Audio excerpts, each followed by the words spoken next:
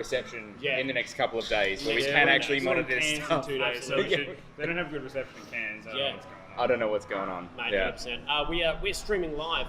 We're recording this. Recording this. From the Animal Bar in Karumba. And this is actually a really cool history. This is super cool. Well, I mean, so first things first, all of the tables and pool tables are bolted to the floor for a really important reason, too many fights.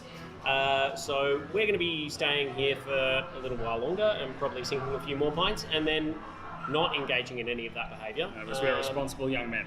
Exactly. But there's also like some beautiful history in terms of obviously when they close this, it's got time to go written on there, which we love, and tons of pool, which is good fun. Tons of pool, really good. I mean, great locals that are sitting out there. Obviously, we're on the eastern side of the Gulf. So going down. So as the sun goes down, it's one of those rare places in Queensland that you can actually watch the sun go down over the water. Which is actually, of course, all the way from the Gulf all the way up to Cairns. Looking backwards, we can get to see that. But it's an amazing. It's a Karumba.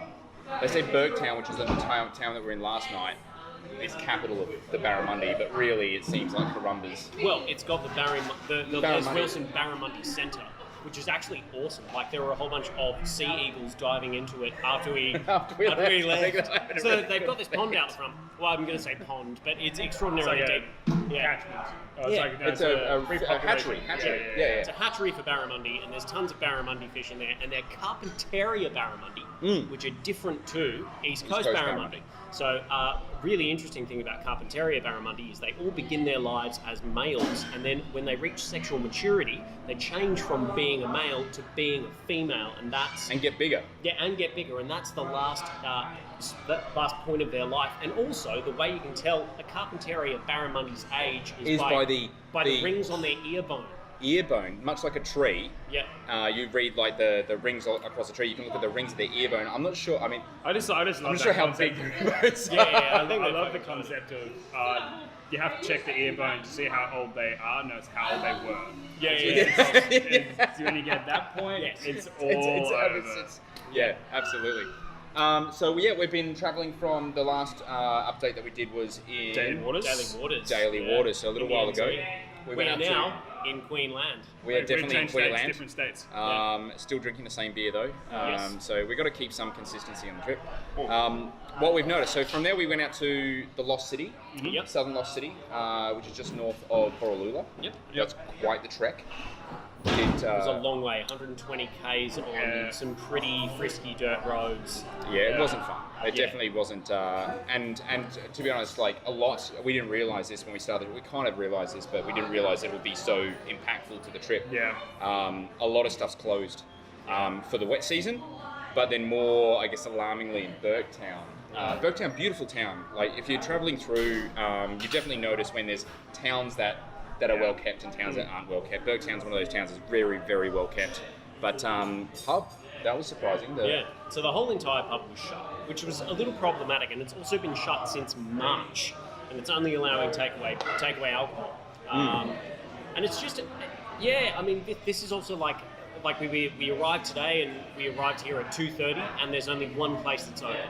After we tried four places? Four places for lunch. Everyone finished at 2. We were too slow, to be honest. Absolutely. But it's these weird little things that I suppose you can't find out from Google when you're researching. You're not gonna Google like, we're gonna rock up here at 2:30 in 14 days time. What's for lunch? That's stuff you decide on the fly. Of course. And we got here, and it was disappointing. But I mean, treat it a little bit like, for those that are thinking about coming out this way, you got to treat it like siesta. Like they all, and it actually makes a lot of sense. Like it's hot. It's so hot. It is. I'm sitting here sweating bullets. We are covered in a film of our own exuberance. Yes, and juice. Exuberant juice. We're on papillotes ourselves. But it actually begs, there's a big thing that we do, obviously, with Applewood and Unico is talk about drinkability and the stuff that we craft. And considering that at least arguably half the country, if not at least a third of the country, is like this. There's a reason why, and I'm sure we're going to get some critical feedback. We have a spirits company in one company, we smash for it. It's like it's going to fashion. Because it's one standard drink and the best. Yeah, you just I don't know how you could drink a lot of the wines that are crafted in Australia. I don't think I know how you could drink them here. Sauvignon Blanc makes sense here. Yeah. Clay Valley Riesling. We could even do some like nice, or some like Tasmanian Shardy if you're really feeling, a bit fancy. But like crisp white wines are great here. Fiona from McLaren Vale, of course. Would make sense. And something super crispy. Yeah, clean, lean. High acid reds. Yeah. With no tannin. Tannin sounds horrid. Yeah. To me right now. No, not at all. Spirits-wise, what are you going for spirits-wise? I mean, they have rum and cokes here, which surprised me. Yeah. I think that's like a rum and coke thing. We imbibed a few of those at the Daily Waters. We did. We had a few rum and cokes. Some of us enjoyed them, some of us didn't. They definitely oscillate between sugary goodness and that's terrible. Yeah. But we also had a premix gin and tonic last night, and that was quite crisp. enjoyable. Crisp and G&Ts. Yeah, G&Ts great. G&Ts would definitely be the gin and sodas would be dope. Gin and sodas. I think something bone dry, something with a bit of bitterness to it would be nice. Yeah. Sonic. Sonic, I actually think, Sonics would definitely be the way to go, simply because you're not consuming the amount of sugar content that you'd be looking up at something like lemonade. And you've got the acidity and the tartness as well from tonic. So for those that are unaware, gin Sonic is? Soda and tonic equal parts. Yeah. Keep it simple. Someone should actually mix that up. Yeah. Someone should pre-bottle Sonic. Yeah. As a maybe that's a hey, Strangelove, if you're watching, you can have that idea. Or soda. I think they might be doing it. I think they probably do. Actually.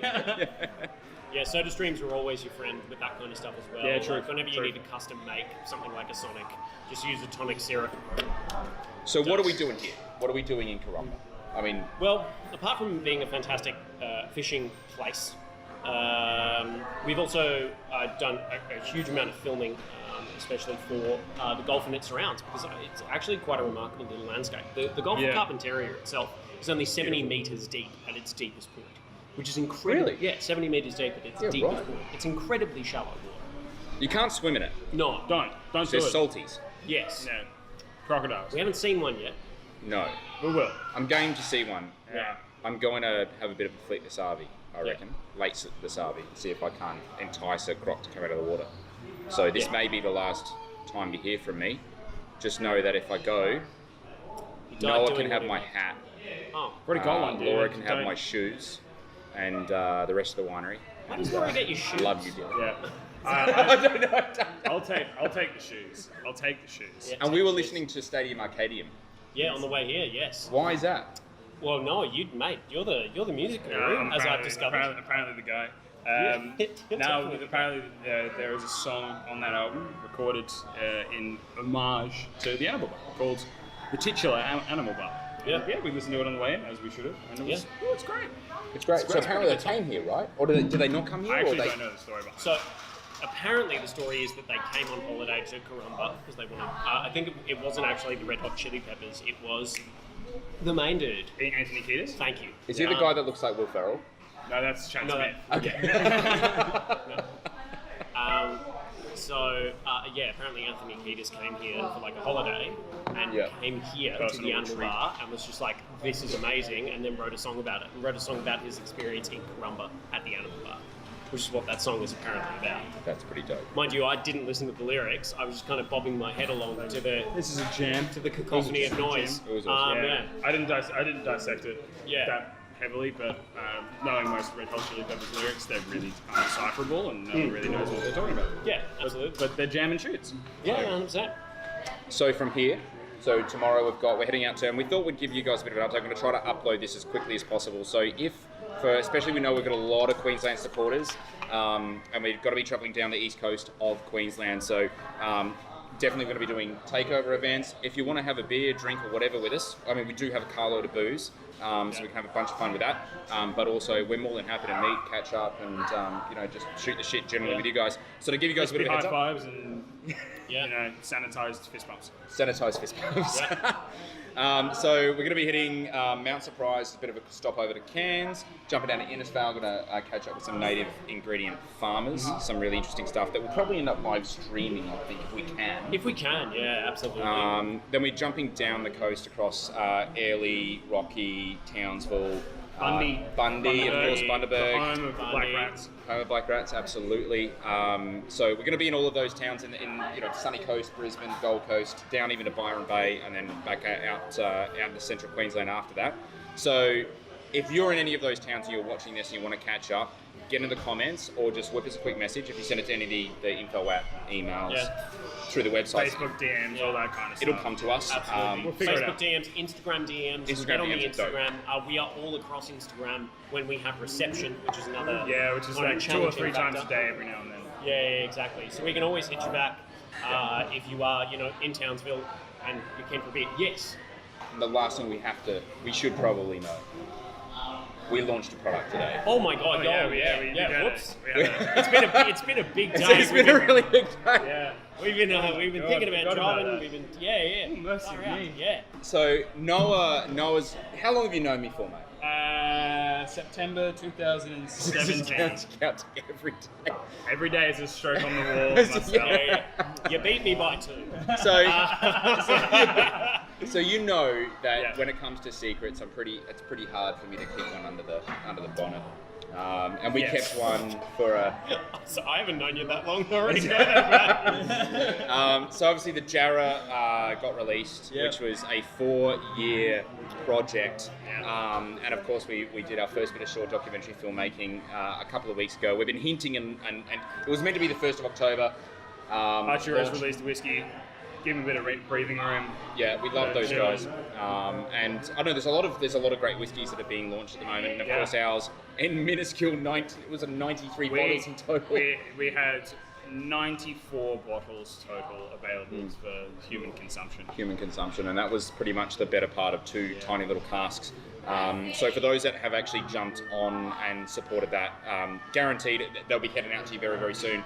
They're already bottled, ready to go, and we'd love to get your feedback when it arrives. Obviously, very, very, very special project, and I believe, first example of a Australian whiskey that's been matured 100% exclusively in native timber, which means that therefore every flavour that is derived inside that liquid has come and grown from Australian soil. So really, really glad to finally get that out. Obviously keeping anything under wraps. I haven't actually been exact. For those that have visited the distillery. They'll be like, oh, that's whiskey. If you've been to the building in the last 4 years. 4 years. Since we've been open for a cellar door, we've been telling you about it. We even had trials and we had colonial malt and baby malt, little samplings of it, and now the full story's really kind of come into its own.